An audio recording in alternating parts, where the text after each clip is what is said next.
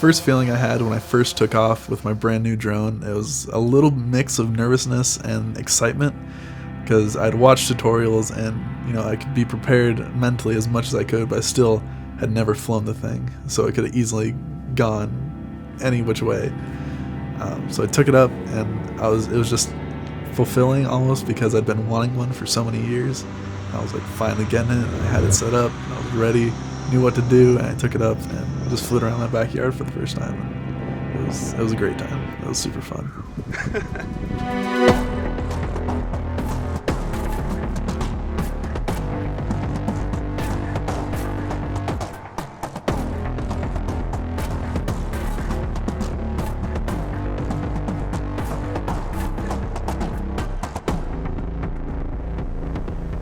When I first saw a drone for the first time, I mean, like seeing any kind of a new gadget, you think, wow, this is awesome. I can't wait to learn what this is all about, and to learn how to fly this, or to learn to be able to how to use this in our field of study. But then it quickly goes from, man, I can't wait for a student to learn how to do this. I can't wait to teach a student how to lift off and to fly around with a drone, or to learn the rules of the road, and just get so excited for them to be able to work with this in their industry.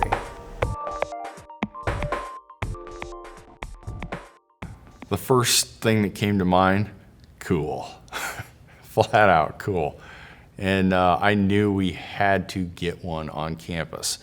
The problem was I didn't know what the application would be. I didn't know how we would infuse it or how we would utilize it. I just knew that they were coming, and we had to get one here.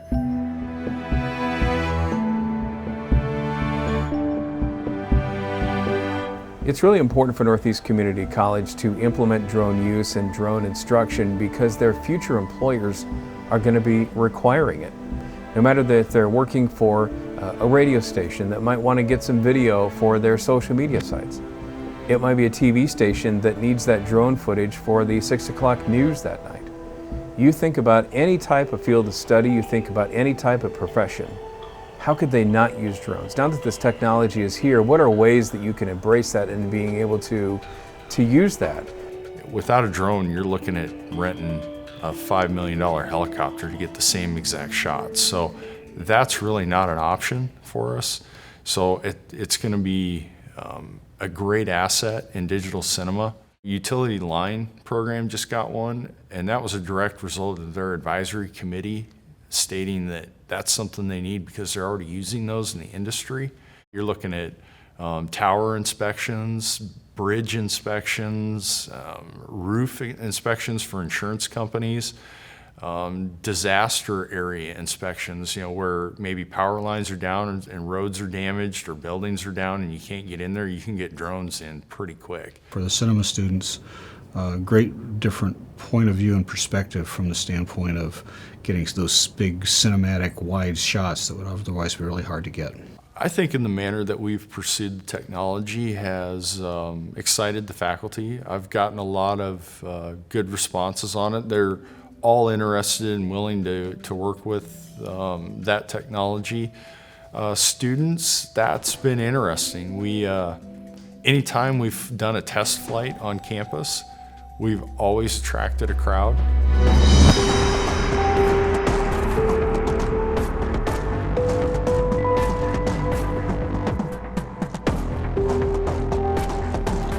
With the advent of the drones that are a lot more affordable, what we're seeing is that in the cinema industry, more and more people are becoming qualified to fly drones, and so the background and the exposure of our cinema students to being able to fly them, use the footage, even know how and when to integrate that kind of footage is going to be really important to them down the road for employment and for their own business.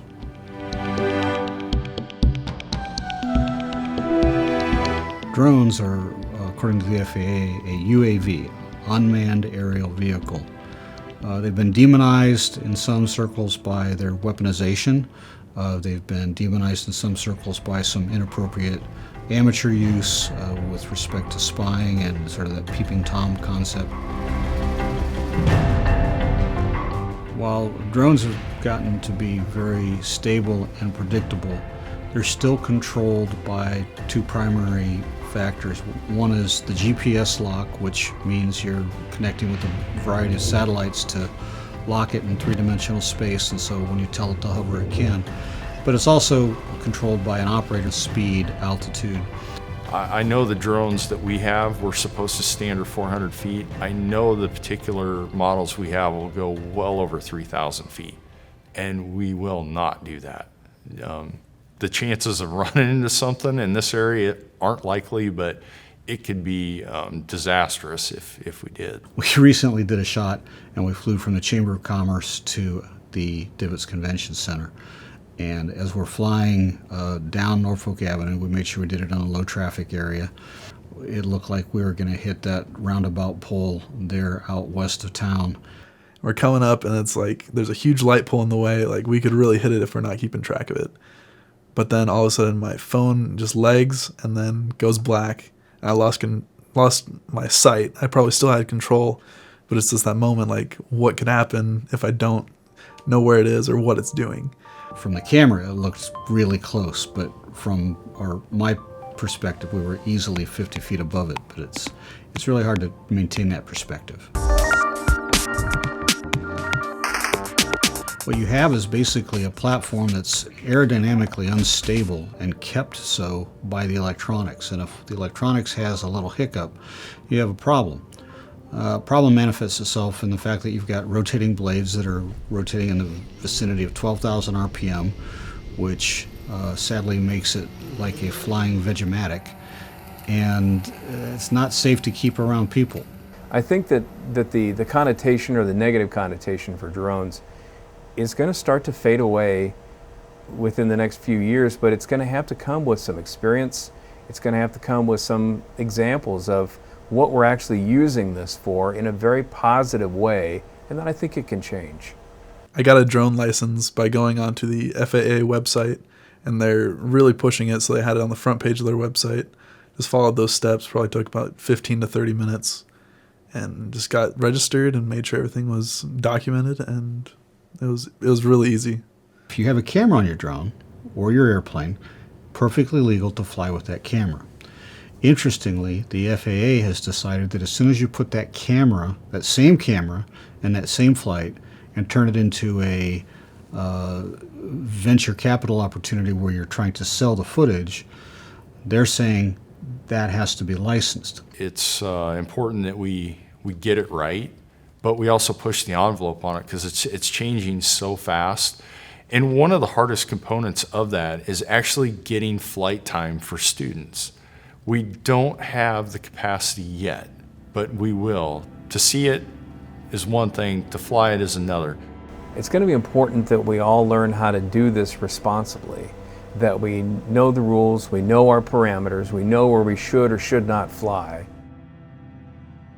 I would recommend it just to somebody who just wants to have a different angle on their everyday life. Just your house, you can look it up on Google Earth, but it's just different than being able to move around with it in a 3D space, and it's actually live and it's right there in front of you. As long as we use drones safely, the sky is the limit.